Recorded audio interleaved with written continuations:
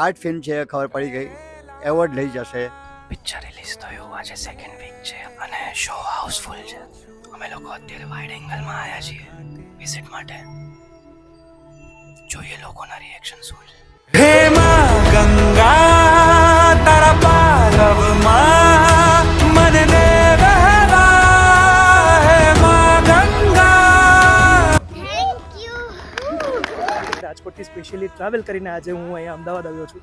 Movie મેં હમણાં જ જોઈ અને જે રીતે મને મજા આવી છે, ટ્રસ્ટ મી ઘણા બધા એવા મૂવીમાં પોઈન્ટ્સ છે કે જે તમને આમ ગૂઝબમ્સ અપાવી દે, તમને આમ રૂવાડા ઊભા કરી દે, તમને એમ થાય કે ઓ બાપરે, મતલબ શું થઈ રહ્યું છે. આ પહેલું એવું મૂવી મેં જોયું, ખરેખર જોરદાર છે.